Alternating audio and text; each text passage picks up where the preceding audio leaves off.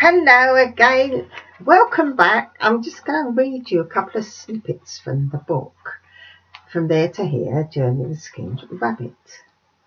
You see, I went into nursing at the age of 17 years and 3 months, thrown in after quite a very restricted upbringing in the religious environment, and quite interesting the teens information that mother's supposed to give you, well, this is going to happen, that'll happen, and keep away from the boys. All right, okay. That was interesting. Then I go into my first hospital, orthopaedic nursing, and the first ward I am rostered to work on is the male orthopaedic ward, filled with about 21 guys who are in there for about 3 months, so they're away from their wives, their girlfriends, so you say no more.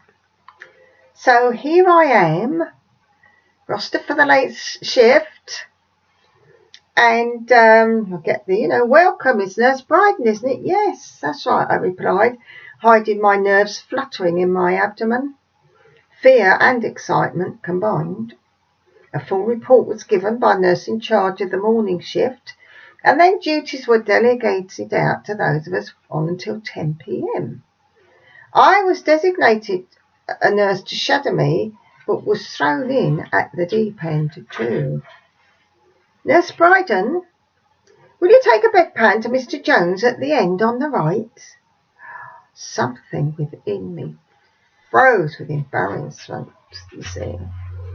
Only in biology lessons had I seen pictures of the male anatomy.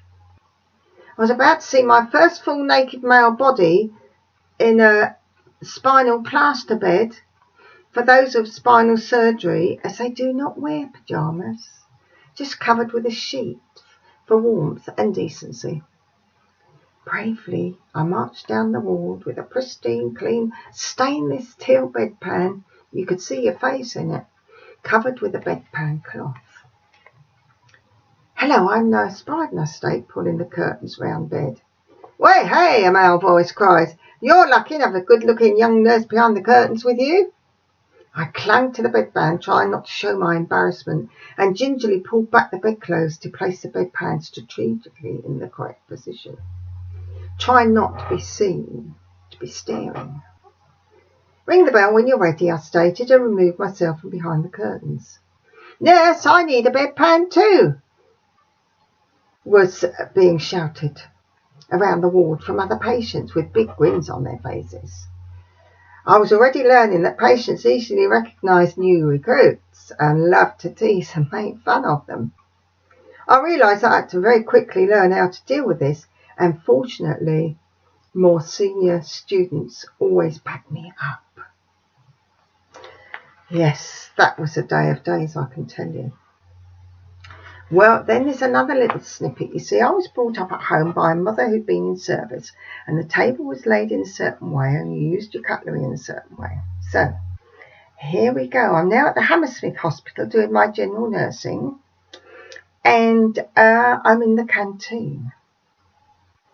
Lift your cup for the final mouthfuls of coffee, and in a blink the saucer's whisked away, plus plate as the final mouthful of food enters the mouth. Dining room staff want to get their work done in time or even early.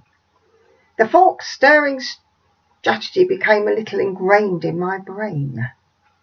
And one fateful day, when at home on my off-duty time, Mummy had forgotten to put a teaspoon on my cup and saucer. No mugs in, and not in our house, as Mother had spent many years in domestic service. Instinctively, I picked up my knife and began stirring my tea, not thinking. Don't you bring your filthy habits home here, Mother's voice roared. Leave them at the hospital. Oops, should have put the brain into gear first. Needless to say, I did not do it again. Neither did Mummy forget to put a teaspoon for me to stir with.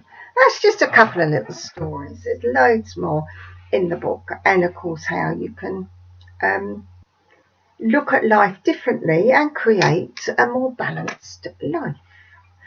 So if you'd like to hear more about my life journey and the amusing and not so amusing things that I went through, click through and I'll talk to you a little bit more about how you can get your hands on a copy and the special deal that I'm going to give you. Okay, so just click below.